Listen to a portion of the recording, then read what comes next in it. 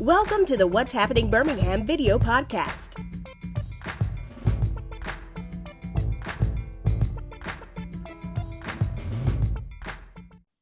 Hello, everyone. This is Jarvis Escobar. What's happening, Birmingham? Today, I'm back again with a returning face, one of my good friends and president and CEO of the Birmingham Urban League, William Barnes. William, good morning. Jarvis, what's up, man? How you doing? Great. You know, what better way to kick off Black History Month than showcasing you all and the continuing work you all are doing. Before I kind of go into what the main reason why we was coming on today, how you all been doing in the organization? Well, man, we've been doing great. Right now, we have still been really working on helping folks, believe it or not, more than 2 years later, still reeling from the COVID pandemic, man. We still got a lot of folks out there hurting, looking for job opportunities. We still have folks that are needing help with their basic housing and utility needs. And so we've been really busy. I think we're closing in on about $10 million that we pumped into the community to really help ensure that folks, weren't greatly impacted by the COVID pandemic. Okay. Yeah, because I remember last time you was on was about the utility bills and everything and stuff. Yeah. Helped out a lot of folks. So yeah, we're actually getting ready to launch another 15 million, man. So in March, by March, we'll have another 15 million to continue that program. And that just speaks to just the need that's out there and folks that's really just trying to, make ends meet. So that's really been the job, man. We've really been grinding on it. Okay. So I hear you all teaming up with the American Heart Association to do ads about big tobacco and the effects of it targeting minority communities. Can you tell me a little more about that? Yeah, absolutely. So one, I have to thank the American Heart Association for just reaching out and really partnering and focusing. I think it's very apropos that they are having this conversation during Black History Month. One of the tenets of the Urban League is around health, more particularly Black and African American health. And so we find this issue extremely important. And really, when you talk about big tobacco, man, they target, minority communities 70% more than they target white communities. And so this is a conversation that's worth having. I'm hopeful that we can get a lot of good information out to the community and that they really understand not only the money, the millions of dollars that go behind targeting communities of color, and more particularly African-American communities, but also the impacts of consuming tobacco. And so, while people, a lot of people like my grandmother say, hey, you're going to die from something. There's certainly, at the end of the day, man, I used to just shake my head. But at the end of the day, we want to make sure that we're still continuing to share with people that this is harm that they can certainly control by refraining from using tobacco in many forms, including we'll get into vaping. And so it's just a conversation that's got to be had. And I can't think of a better time to have it than during Black History Month.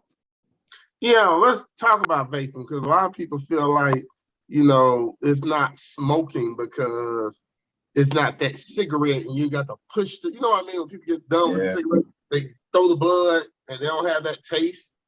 Kind of explain why that's almost like the same thing, honestly. Well, look, man, as a matter of fact, 1 joule. And so I'm not a vaping expert, but I do know there have been statistics and studies done that at the end of the day, 1 joule from vaping is equivalent to one full pack of cigarettes.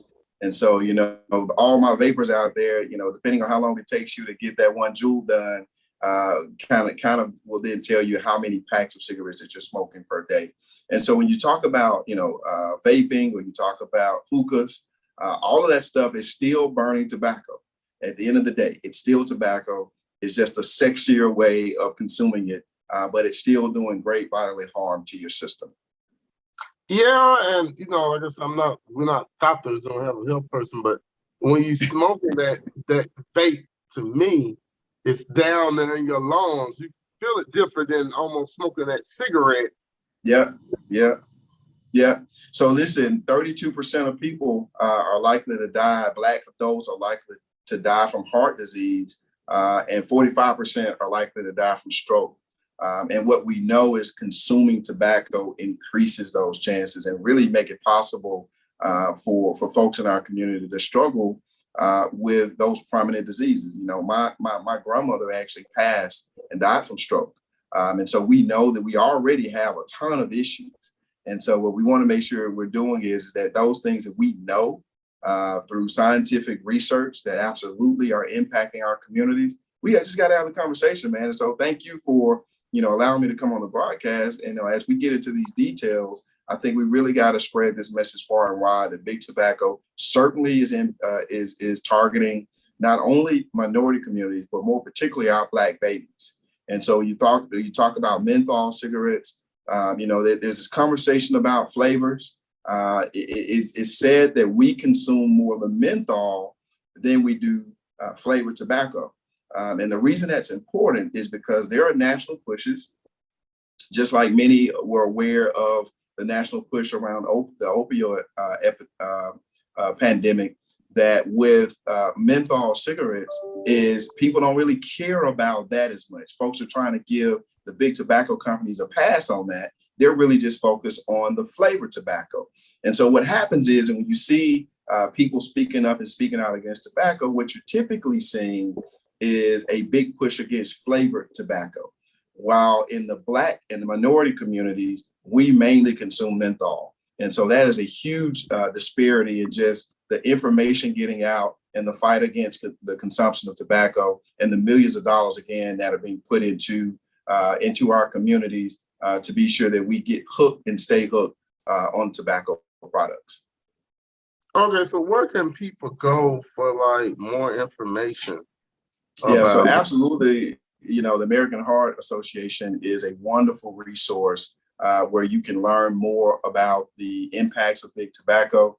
At the end of the day, when we talk about heart attacks and strokes and, any of those health issues that Big Mama may have had or Granddad had, and now with our younger kids consuming it, then they're likely to show impacts of tobacco over longer periods of time. And so the American Heart Association is a great resource for people to go to. You can Google them because I know most folks may not remember the website directly. And you can certainly learn all about and more about what the impacts of tobacco really is on the Black and African American communities. Yeah, I'm gonna put up some information that we do this interview about more of it. Anything upcoming with the Urban League this month? As far as Black History Month? Yeah, we actually are going to do a couple of events highlighting folks in the community. We have a huge campaign around the use of tobacco that we're going to roll into this year's campaign. As I stated at the beginning of our broadcast, Jarvis, that essentially one of the tenets, aside from economic empowerment of the Urban League, is the health of our community.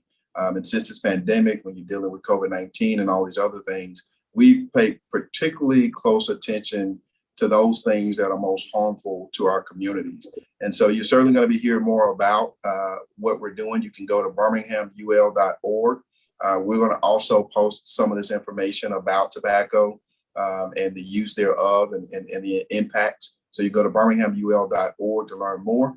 And we certainly are going to celebrate. We celebrate Black History 365 days a year.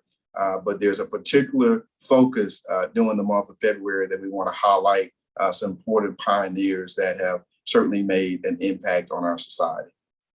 Okay, well, I want to thank you, of course, coming on today. Thank you for the continuing work, Thank you, man.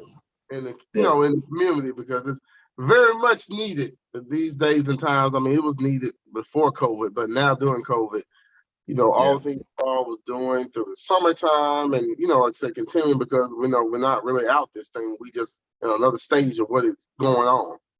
Right, so, man, I'm ready to get outside. And every time I think we're ready to move, we get threats of being brought back in. So I know people are very, very just tired of this pandemic. And we're just hoping folks will continue to do the right things around it so we can get outside and stay out there. Okay. Well, William, thank you for coming on today. Thank you all for watching this podcast. Please check out more interviews at what'shappenedbirmingham.com. And don't forget to subscribe to the podcast. And thank you all again and have a great day. Bye-bye. Thank you for watching the What's Happening Birmingham video podcast. Please check out our website, app, or subscribe to our YouTube channel for the latest videos today.